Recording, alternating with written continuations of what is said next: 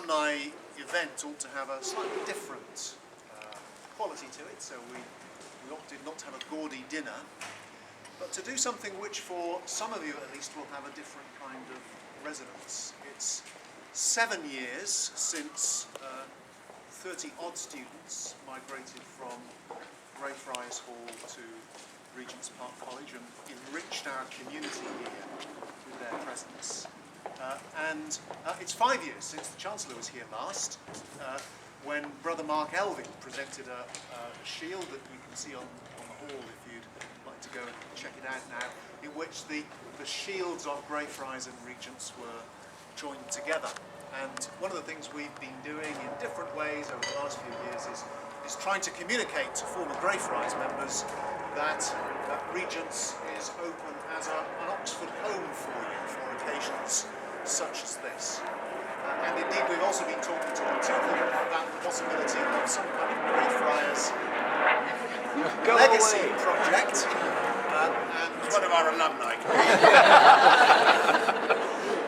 A way in which we might particularly keep the Greyfriars PPH name alive here, and indeed Matthew Mills, who has the distinction of being, amongst other things, an alumnus of Greyfriars, of Regent's Park, a current student of Regent's Park, and now on the staff of Regent's Park. That's a pretty good set, working in our development office part-time at the moment. Matthew's been working on ideas for a Greyfriars legacy project, and I think there'll be something for people to have later. Good people have received them in the report. We can't just keep explaining the project there. So, I'm sure you really want to hear the Chancellor. He's going from speech to speech today, as you can imagine, and it's a very great pleasure that you've been able to fit us into your very tight schedule today. So, we'll pass over to you. Thank you very much indeed, and thank you for inviting me back again, and I promise you that I will be mercifully brief. I've spoken so many times this week that I keep on worrying that there may be somebody apart from my wife who has to drift around listening to me making what are, I think I can say, darling, without being struck down for lying, different speeches. Very different. Alec Hume had a very helpful wife who, when he was Foreign Secretary and they were coming down the steps of the plane, would whisper in his ear, "It's Beijing." I know where I am, not least because I think this is one of the largely unknown little architectural jewels in Oxford, and particularly a day like this, but the sun always shines on Regent's Park. But it's a wonderful quadrangle, and a college which makes a terrific addition to the university, both the undergraduate and the postgraduate levels. But you've also, I think, over the years demonstrated that somebody reads St Matthew's Gospel, and the way that you took in, as it were, Greyfriars was admirable and gave a home to their student body and provided an umbrella and a home for the alumni of Greyfriars. I think I'm right in saying that you therefore have, among the distinctions associated with Regent's Park, the claim that you're probably the only Oxford college which has among its alumni, thinking about the first foundation, an anti-pope. This is not even Bailey will have an anti-pope. Not a chancellor's, but no anti-pope. So far, no war criminals. I remember we've come close to it from time to time. I shouldn't tell you this story, but I will. I remember being asked to write to Tony Blair and invite him to come to the alumni meeting in North America, and I was asked to do this, and I said, but surely it's normally somebody's college who writes to them to invite them, and Michael Cunningham, who runs our North American office, shifted rather nervously in his seat and said, well, the problem is that Tony Blair's law don at at St John's is trying to get him prosecuted for war crimes.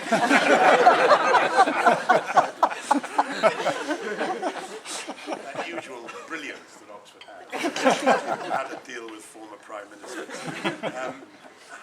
I think these alumni weekends, which started in 2007, this is the 9th, are wonderful in bringing together, as it were, the present and the past, and giving us a chance of thinking about the future. A community like a great university that does operate on that Burkean principle, in which those who've been part of our establishment in the past, part of the academy, we still think of as part of the wider community, and all of us are asked from time to time to put our hands in our pockets, or at least to think through how we can ensure that others in the future will be able to have the same sort of education that we have had. I think a lot of people have thought as they've been walking around Oxford how spectacularly successful we've been at that, at building for the future over the last few years. The Andrew Wiles Mathematics Institute, the Blavatnik School of Government, the Western Library and so on. Probably even more important, all those of you who've helped to fund schemes for postgraduate bursaries, undergraduate bursaries. We now have the most generous and extensive scheme for undergraduate bursaries probably in the world. So we've been, I think the relationship between the alumni and the colleges and the alumni and the university over the years have been a huge and growing success story. And as I say, that's particularly the case where you've taken guidance from the Sermon on the Mount and brought in those who were cast out. It's been a terrific success story, and I just wanted to congratulate you on it and to wish you the very best for the future. I'm not sure that you'll be able to make any money out of the anti-pope, but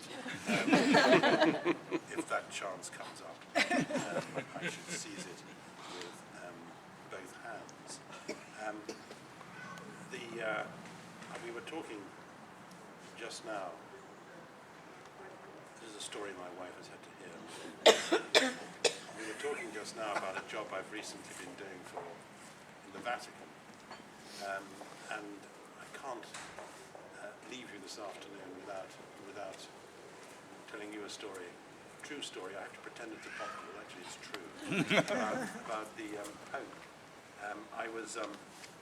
I had my meetings, the committee I was chairing, in the Santa Marta where the Pope lives, in pretty humble circumstances. And I went in there for a meeting, into the canteen, after a meeting just before Christmas. And the Pope was there having lunch with the cleaning ladies, the cook, the staff from the kitchen, the gardeners and so on. It was a wonderful scene, his birthday lunch.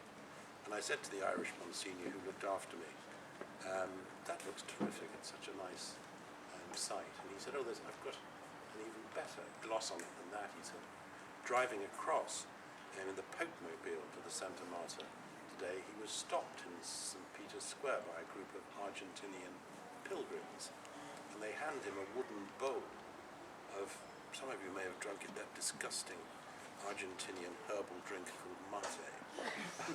And to the consternation, to the horror of his bodyguards, he takes the bowl from them and has a swig. The bodyguards, as the Pope mobile moves on, the bodyguards say to him, Holy Father, you must never ever do that again. It could be poison. So he said, what's the matter? He said, they were pilgrims, not cardinals.